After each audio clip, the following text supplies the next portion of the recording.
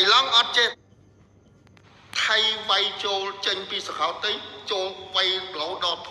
ពលដីខ្មែរទៅដល់ភូមាទៅដល់ម៉ាឡេស៊ីទៅដល់កេដាក់កេឡានតានត្រង់កានូនិងបៃលីជួយម៉ាឡាកាអញ្ចឹងធ្វើដំណើរឆ្ពោះទៅទិសខាងត្បូងអញ្ចឹងបិទបញ្ចប់បត់ក្បាលរត់មកទិសខាងកើតវៃយកខេត្ត37ខេត្តមកដល់ឥឡូវហើយវៃចេញពី37ខេត្តចូលរាជធានីអង្គរចេញពីរាជធានីអង្គរចូលលង្វែកចូលចេញពីលង្វែកវៃចូលមកដល់ឧដុង្គនេះនៅក្បែរនេះចិត្តនេះឧដុង្គវៃចូលឧដុង្គចេញពីឧដុង្គវៃចូលមកដល់ភ្នំពេញយកនគរខ្មែរទាំងមូលនោះគឺជាមហាដំណើរឆ្ពោះទៅទិសខាងកើតខាងត្បូងក្រោយមកបត់ក្បាលនគរមកទិសខាងលិចមកដល់កម្ពុជាទាំងមូលកម្ពុជាសពថ្ងៃពេលហ្នឹងគឺជាការចាប់កំណើតមួយទៀត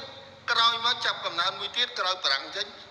ចាប់កំណើតអ្នកប្រាជ្ញសៀមម្នាក់គឺជាអ្នកប្រាជ្ញប្រវត្តិសាស្ត្រឈ្មោះលួងវិចិត្រវត្តការដើម្បីពពួកក្បាលសៀមឲ្យគិតថាកម្ពុជាសថ្ងៃនេះគឺជារបស់ថៃឯងអញ្ចឹងថៃត្រូវយកកម្ពុជាទាំងមូលអញ្ចឹងវាមានតែអាដីខ្មែរដែលបាត់ទៅ37ខេត្តទេមានខេត្តរាជបុរីពេជ្របុរីច័ន្ទបុរីកញ្ចនបុរី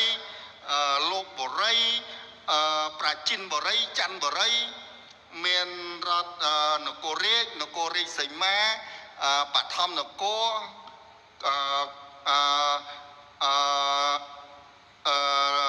នគរស្រីធម្មរាជនគរភ្នំនគរសួរនគរខេត្តស្រីទេពខេត្តស្ទឹងជ្រៅខេត្តសង្កើតខេត្តគូខណ្ឌខេត្តរយង់ខេត្តខេត្តសេរីសាកេតសម័យស៊ីសាកេតខេត្តបង្កក់ឥឡូវបង្កក់ខេត្តនគរភ្នំឡាក់សរុបទៅ37ខេត្តមានតែ37ខេត្តនៅកម្ពុជាទាំងមូលសមថ្ងៃលួងវិចិត្រវត្តខានថា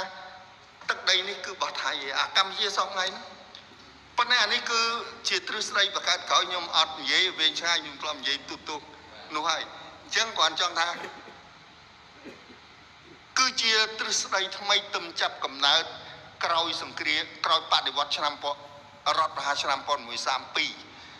ទ្រឹស្ដីហ្នឹង